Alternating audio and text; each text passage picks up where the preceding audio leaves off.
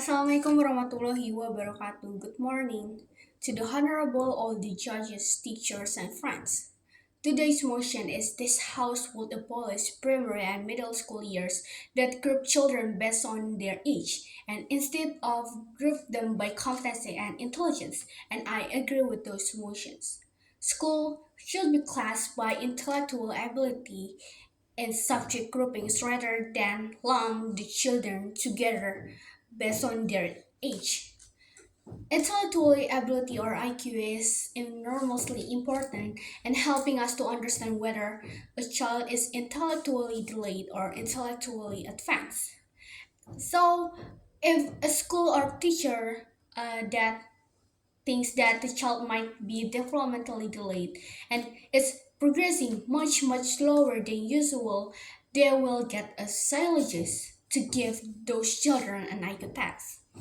Because IQ tests allow us to see the degree of slowness that the children has. And similarly, if a child's progressing faster than usual intellectually, it's a good idea to give the children an IQ test too because IQ test gives us a measure how much beyond her age peers she really is. And if the children has an IQ, for example, 120, that means that those children is in the top 10% in her capacity to think. And another examples in music, art, sport, we don't calculate the judgment with IQ, but with the intellectual ability.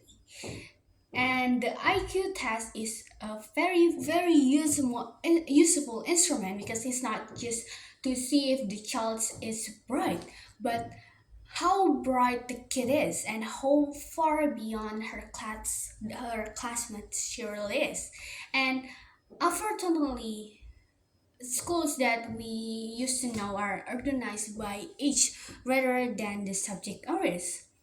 And in secondary school, we've got the departments which are organized by subjects. So we will have the social science class or like the science class. But however, there is quite strong organizations by chronological age. And it's not much that's left to the tradition that we are taking a view that all the children of a certain age are going to be at the same developmental level. And that's just not the practical view to take.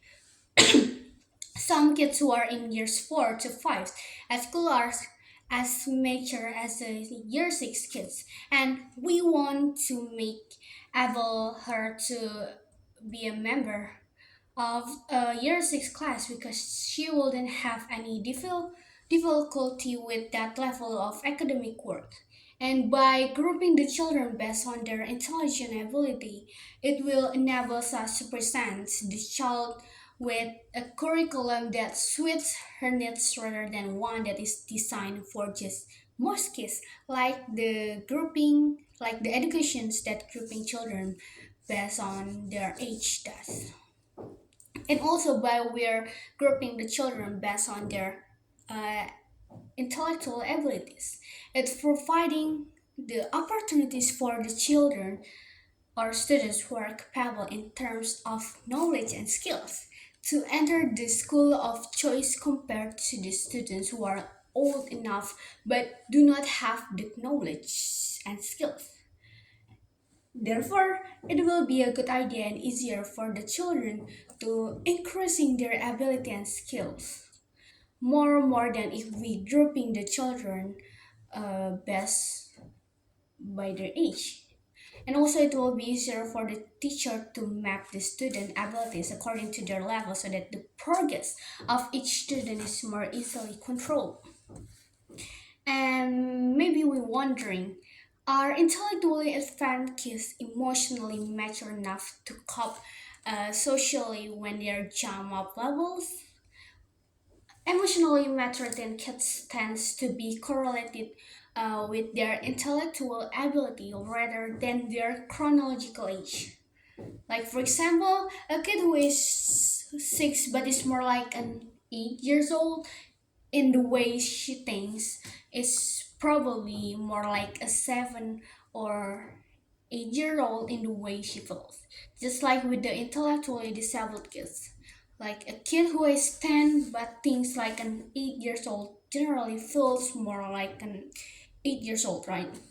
And with kids, the way they think, the self-talk, and they feel are very closely correlated, much more so than how it is in adulthood. And then, what can we do to apply the grouping children based on their intelligence ability? The first thing that we can do to apply this kind of education is by do a pretest of both knowledge and skill. If we do the pretest of both knowledge and skill, we could see where levels the children at by seeing the results of the pretest. And after the results are available, we could grouping the students based on their interests and level that suits the children most. Like for the example, if the children have an interest in like science, we could put those children to the science class that and the level that suits the children. And then we after that the third ways that we can do is uh, we could develop the students' abilities based on the curriculum that has been developed. And after that, the fourth, during the development or improvement process, the students must supported by the expert teaching staff.